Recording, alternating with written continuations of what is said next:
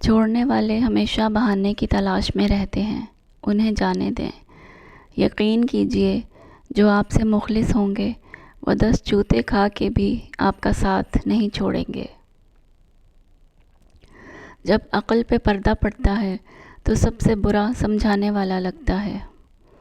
جھانکنے کی بہترین جگہ اپنا گریبان اور رہنے کی صحیح جگہ اپنی اوقات ہے۔ سچے انسان کو ہمیشہ جھوٹے انسان سے زیادہ صفائیاں دینی پڑتی ہیں۔ ٹوٹے ہوئے لوگ جب کسی سے جڑتے ہیں تو آخر تک ساتھ نبھاتے ہیں، کیونکہ وہ جانتے ہیں محرومیوں اور تنہائیوں کے ساتھ جینا کتنا دشوار ہوتا ہے۔ گناہ کو پھیلانے کا ذریعہ بھی مت بنو، کیونکہ ہو سکتا ہے آپ تو توبہ کر لو، جس کو آپ نے گناہ پر لگایا ہے وہ آپ کی آخرت کی تباہی کا سبب بن جائے۔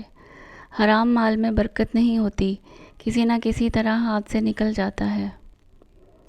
کبھی ماں میلے میں بچے کی انگلی چھوڑتی ہے، اگر چھوٹ بھی جائے تو بچہ اتنا بے قرار نہیں ہوتا جتنی ماں ہوتی ہے، پھر اللہ انسان کو کیسے چھوڑ سکتا ہے؟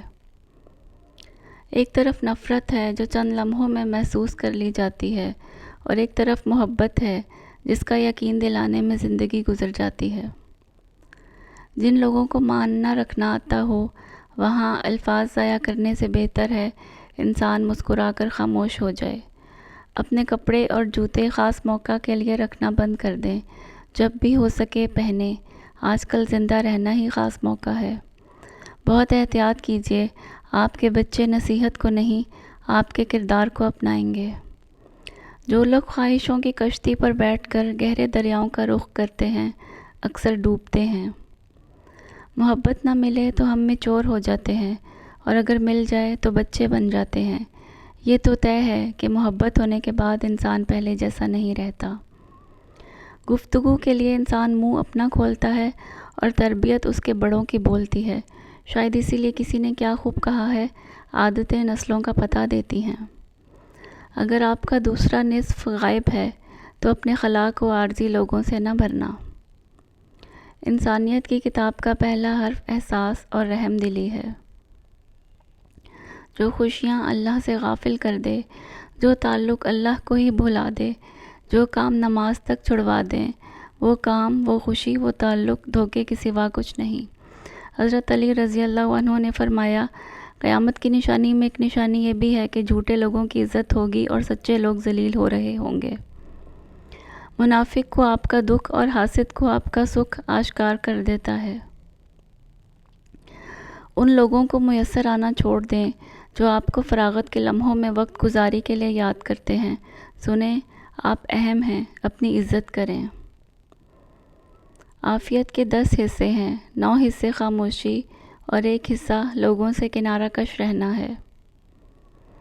ہمیشہ مخلص رہیں، آپ کی موجودگی وقتی ہو سکتی ہے مگر کردار اور رویے دائمی اثرات چھوڑ جاتے ہیں۔ رشتوں کا ایک روپ مطلب پرستی بھی ہے، کٹ پتلی کی طرح جی حضوری کرتے رہو تو سب ٹھیک، ورنہ رشتہ کچے دھاگے کی طرح ٹوٹ جاتا ہے۔ کچھ فیصلے بالکل خودکشی کی طرح ہوتے ہیں، بہت مشکل، سفاک، مایوس کن اور سخت، مگر کرنے پڑ جاتے ہیں۔ روشنی یوں ہی نہیں ہوتی، کچھ نہ کچھ جلانا پڑتا ہے۔ اگر تم سب کے ساتھ اچھا کر رہے مگر تمہارے ساتھ برا ہو رہا ہے تو اپنے دل میں کوئی غلط خیال یا نا امیدی لانے سے پہلے یہ یاد کر لینا کہ وَلَا نُضِيعُ أَجْرَ الْمُحْسِنِينَ، اور ہم نیکوں کا اجر ضائع نہیں کرتے۔ اگر بے قدری کرنے والا شخص آپ کو برا نہیں لگ رہا تو سادہ سا مطلب ہے کہ آپ کو علاج کی ضرورت ہے۔ گالی کا جواب گالی اور طعنے کا جواب طعنے سے دینا انا کو تسکین دیتا ہے لیکن دماغ کو بنجر کر دیتا ہے۔ عزت نفس لمبی زبان یا مغرور کردار نہیں، عزت نفس یہ ہے کہ آپ ہر اس چیز سے دور ہو جاؤ جو آپ کی بے قدری کرتے ہیں۔ جھاڑو کی طرح صفائیاں دیتے ہوئے زندگی گزارنے سے کہیں بہتر ہے بیلچہ بنو اور اٹھا پھینکو ایسے لوگوں کو جو جینا حرام کر دیتے ہیں۔ آپ زبردستی کسی کو 2 کاموں کے لیے مجبور نہیں کر سکتے، ایک محبت اور دوسرا عبادت، دونوں دل سے ہوتی ہیں اور دونوں کا رشتہ روح سے جڑا ہوتا ہے۔ ایسا نہیں ہوتا کہ جو تسلی دیتے ہیں وہ بکھرتے نہیں، جو یقین رکھتے ہیں ان کا اپنا یقین نہیں ڈگمگاتا۔ روشنی دینے کے لیے پہلے خود جلنا پڑتا ہے، سہارا دینے کے لیے بوجھ اٹھانا پڑتا ہے۔ اس لیے کبھی کوئی ایسا دیکھو جو تمہیں یقین دے تو دعا دے دیا کرو کہ اللہ یقین والوں کے یقین کو پکا کر دے۔ بہت زیادہ مضبوط دکھائی دینے کا ایک نقصان یہ ہے کہ لوگوں کو کبھی یہ خیال نہیں آتا کہ آپ کو بھی تسلی کی ضرورت ہو سکتی ہے۔ لفظوں کے زخم جھیلنے کے بعد بھولنے کا فن یا تو پاگل کو آتا ہے یا کامل کو۔ اگر معاشرہ جنگل بن جائے تو اس کا یہ مطلب نہیں کہ آپ جانور بن جائیں۔ کسی بھی ریلیشن شپ کی کامیابی کے لیے ایک دوسرے کے جیسا ہونا ضروری نہیں، بلکہ ایک دوسرے کے لیے ہونا ضروری ہے۔ یہ جو اللہ والے ہوتے ہیں نا، یہ دلوں میں میل رکھ کر بات نہیں کرتے، بلکہ دلوں میں اللہ کا خوف رکھ کر بات کرتے ہیں۔ اسی لیے ان کی باتوں میں تاثیر ہوتی ہے جو سیدھا دل پہ اثر کرتی ہے۔ اللہم حاسبنی حسابا یسیرا۔ کچھ ناراضگیوں کو موت سے پہلے ختم ہو جانا چاہیے، مرنے کے بعد ان کا ختم ہونا مجبوری ہوتی ہے۔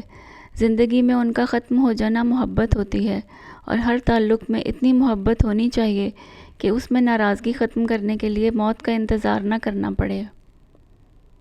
بعض اوقات دعائیں رب کے فیصلے نہیں بدلتی، مگر آپ کا دل بدل دیتی ہیں اور رب کے فیصلے کے مطابق کر دیتی ہیں۔ جب تمہاری نمازوں کی صحت خراب ہونے لگے، خشوع و خضوع محسوس نہ ہو اور نماز میں دل نہ لگے تو سمجھ جاؤ تمہارے گناہوں کے راستے تقویٰ کی راہوں سے زیادہ مضبوط ہیں۔ خسارہ ہے ہر وہ چیز، ہر وہ احساس اور ہر وہ شخص جس کی قیمت آپ کا ذہنی سکون ہو۔ اگر اپنوں کو گرانے میں آپ کو اپنی جیت لگتی ہے تو سمجھ جاؤ کہ آپ بہت گرے ہوئے انسان ہو۔ جب آپ کو ہر شخص سے شکایت ہونے لگے تو ایک نظر خود پر ڈالیں، کہیں خرابی آپ کے اندر تو نہیں۔ مرد کی خوبصورتی اس کی شکل میں نہیں، اس کے الفاظ میں ہوتی ہے۔ اگر اس کے الفاظ بدصورت ہو جائیں تو اچھا خاصا مرد بھی مکروہ لگنے لگتا ہے۔ دھوکہ دینے کے ہزار طریقے ہیں، لیکن سب سے گھٹیا طریقہ محبت اور ہمدردی کا دکھاوا کرنا ہے۔ لوگ کبھی بھی پوری کہانی نہیں سناتے، وہ کہانی کا صرف وہ حصہ سناتے ہیں جس میں وہ خود صحیح اور باقی سب لوگ غلط نظر آتے ہیں۔